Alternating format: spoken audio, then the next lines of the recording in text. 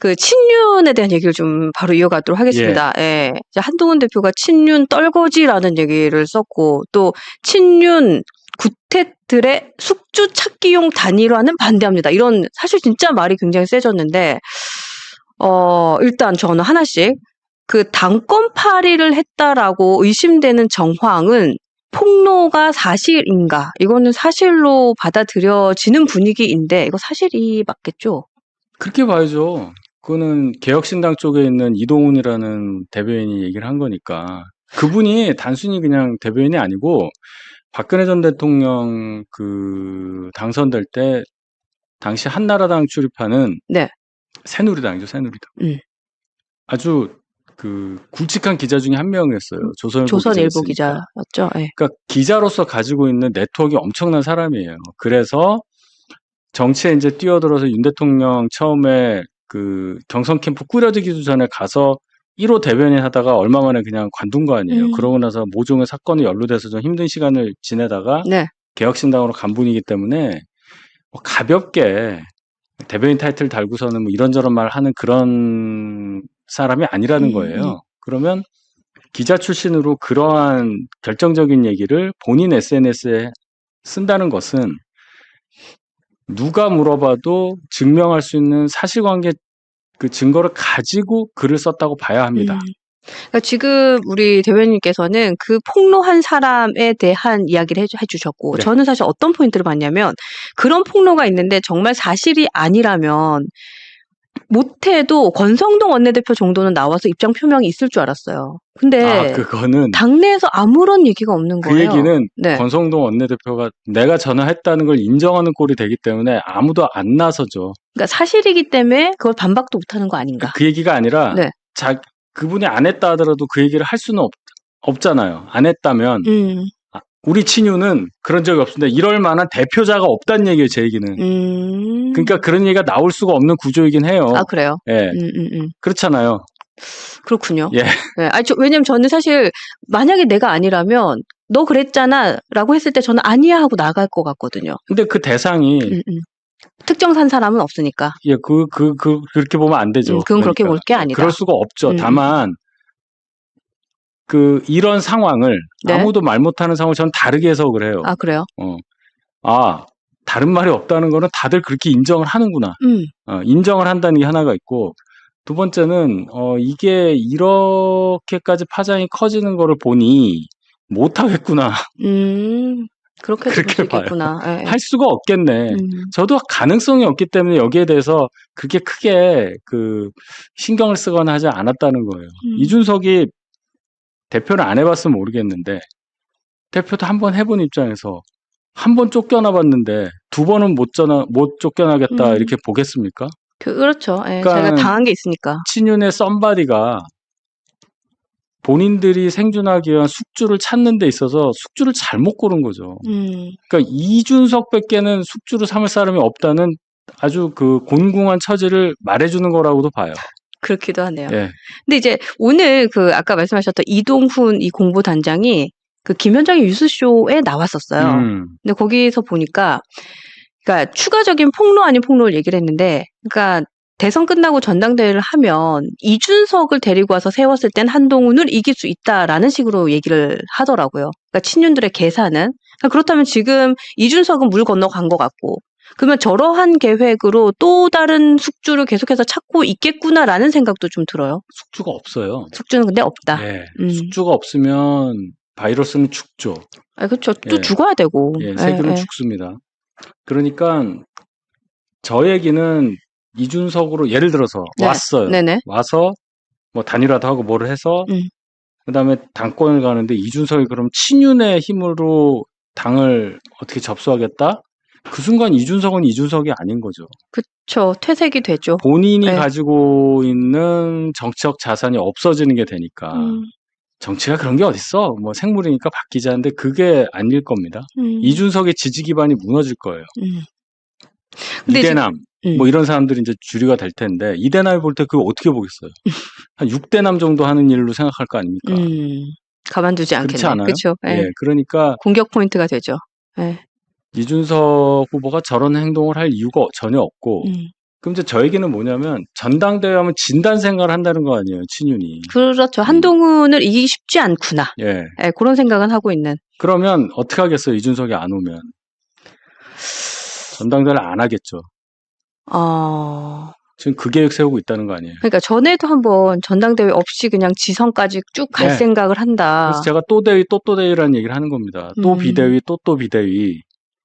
근데 그거를 당원들이 요구할 수 있는 방법이 없나요? 뭐 4분의 1이 요구하면은 네. 전당대회가 열리고 그 규정이 있어요. 어. 근데 그런 것은 이제 누가 이제 그거를 막 끌고 나와서 이게 이제 그런 거죠. 그 뭐 자치단체장들 이거 소환 투표하듯이 이제 네. 그렇게 해야 되는 건데. 네. 일단 뭐 그런 방법도 있지만 중요한 거는 당원들의 요구라는 게 꼭 그렇게 뭐 4분의 1이 내고 전당대회 하자고 요구를 하지 않아도 당은 자동적으로 돌아가야 하는 건데 그걸 막겠다는 시도 자체가 그렇죠. 이분들이 지금 얼마나 이 상황을 위험하게 본인들도 보고 있느냐. 그걸 반영해 주는 거죠.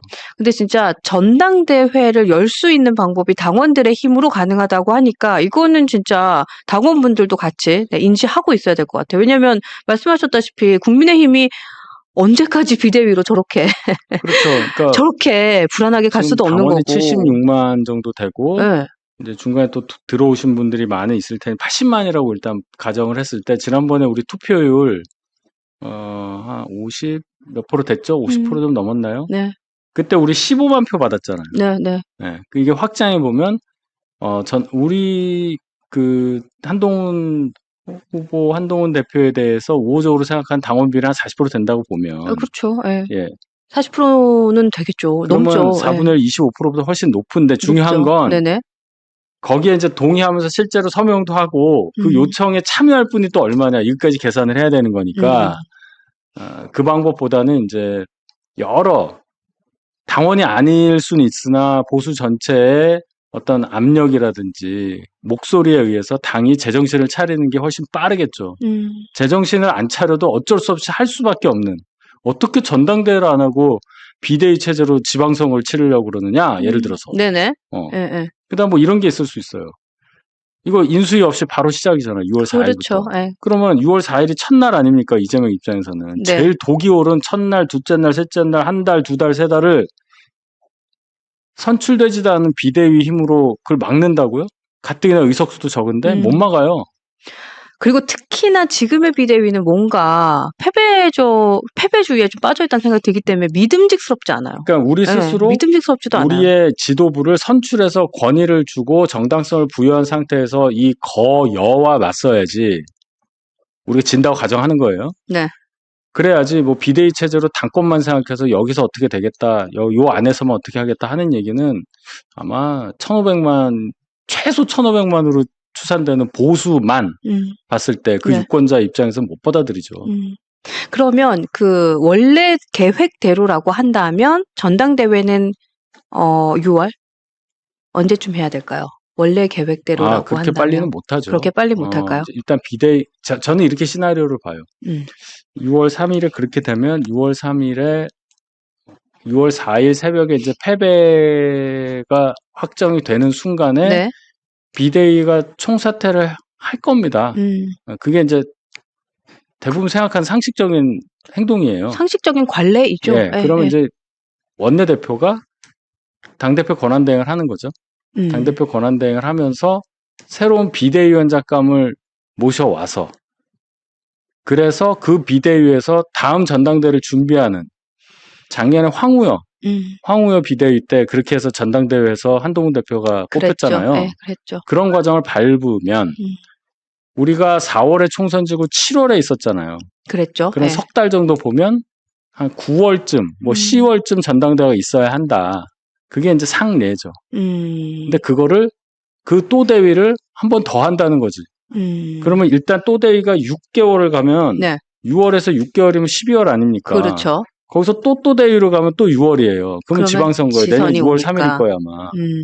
이 얘기입니다 지금. 그럴 가능성이 있다는 거지. 근데 그거는 이제 저희 당원들이 막아야겠네요. 예, 그거는 또까지 가는 거는 우리 당원들이 막아야 되고 그렇다면 그 대선이 지나고 나서 만약에 뭐 사퇴를 하고 비대위가 사퇴를 하고 그리고 원내대표가 당대표 겸직처럼 비상대책위원회장을 맡는다면 아니 데려온다고. 데려온다면 네. 그 데려오는 사람이 누군지도 또 되게 중요하겠다라는 그래서 그 데려오는 역할을 하는 원내대표가 과연 누가 될 거냐. 지금은 권성동 원내대표죠. 그렇죠. 그분도 임시적으로만 하고 사퇴한다고 할 가능성이 높아요. 그래서 새로 뽑을 겁니다. 원내대표를 먼저 뽑을 거예요, 아마. 그거는 뭐 100명 정도 모여서 하면 되는 거니까. 그래요. 언제 전 사퇴를 안 할까 봐 걱정인데 사퇴를 할까요? 사퇴를 안 하지 않을까? 하든지 말든지 그건 하든지 본인의 선택이지만 지금 이 정도 압력이 지금도 원내에서 많은 요구가 있잖아요. 근데 그건 맞아요. 단체방에서도 권성동 원내대표에 대한 뭐 좀 불만이 많이 터져 나왔다 이런. 제가 의원이 아니라서 거기에 들어가 있지는 않지만 어제 보도가 하나 나왔잖아요. 그렇더라고요. 105명이 들어가 있더라고요. 107명이 아니고. 맞아요. 105명이 있는 단체방에 대화 내용이 다 나왔지 않습니까? 거기 보면 이제 거의 다 이제 한동훈 대표가 가까운 분이라고 보지만 굉장히 센 단어를 써서 당신 그만둬라. 그러니까요. 박정훈 의원 같은 분은 뭐 라디오 나가서도 세게 얘기하니까. 근데 본인은 묵묵부답이라는 거 아니에요? 버티려고 하는 순간 어려워질 거예요. 버티려고 하는 일단 순간. 가시화가 되면 뭔가 작전을 짜고 그만두더라도 그만두겠죠. 그래서 제가 왜 그래서 이 가능성이 있다고 보냐면 원내대표가 누가 되냐가 중요한데 지금 원내대표 나가서 내가 원내대표 하겠다라고 예상되는 사람의 성향이 또대위 또대위까지 갈 수 있게 만들 것 같은 사람이에요. 그래서 그럽니다. 네. 그리고 또 그 사람들이 누굴지 여러분들도 머릿속에 지나갈 것 같아요. 네, 저도 머릿속에 싹 지나갔는데. 그리고 지금 아까 잠깐 말씀하실 때 얘기하셨지만 한동훈 대표가 청주에서 연설을 할 때 하와이 간 의원들에 대한 공격을 사실 비판을 공개적으로 했어요. 근데 그때 당비로 갔다 이 얘기를 하셨고 저희도 사실 되게 당비로 당연히 갔을 거라 생각을 하는데 또 김대식 의원은 뭐 사비로 갔다 이렇게 표명을 했더라고요. 뭐 당비로 가고 뭐 사비로 가고 그게 중요한 포인트라고 볼 수도 있어요. 지금 우리가 이제 돈 때문에 좀 예민하잖아요. 그럼요. 예. 그러니까 당에서 밀어주면 당연히 되는 겁니다. 예. 근데 이제 뭐 김대식 의원은 자기 돈으로 갔다고 하니까 그런 거보다 그러면 나머지는 아닌가 보죠. 그러네. 그렇게 보시면 되죠. 그러네요. 나머지는 아닌가 보네. 유상범 의원도 갔고. 요것도 포인트. 홍준표 시장. 김성배 아나운서였죠. 이성배 아나운서. 이성배 참. 이성배 전 아나운서죠. 전 아나운서. 그분은 무슨 돈으로 갔는지.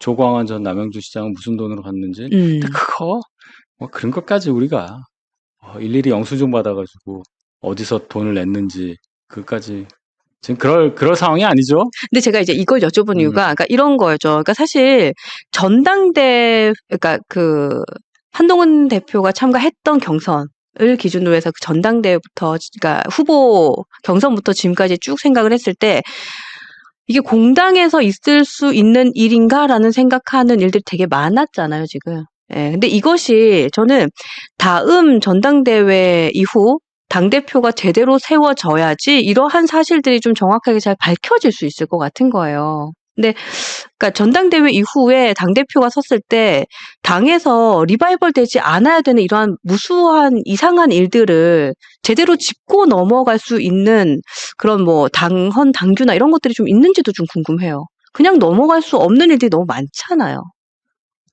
돈 문제 하시는 거예요, 지금? 다요. 돈 문제도. 왜냐하면 지금 뭐. 돈 문제는 당에서 돈 될 수도 있는 거예요. 그래요? 당은 임의 단체라니까요. 그건 문제 삼을 수가 없겠군요, 그러면. 그냥 알아서 하는 거예요. 입당과 탈당이 자유롭잖아요.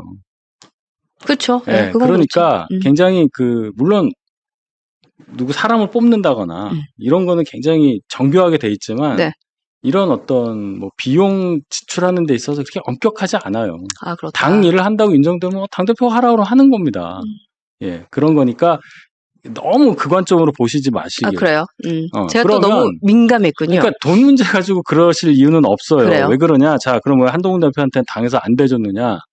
우리가 섭섭하게 생각할 수는 있지만 그건 거예요. 문제 삼을 건 아니다. 그런 식으로 줄 수도 있지. 그러니까 왜 안 주냐? 항의할 수 있어요.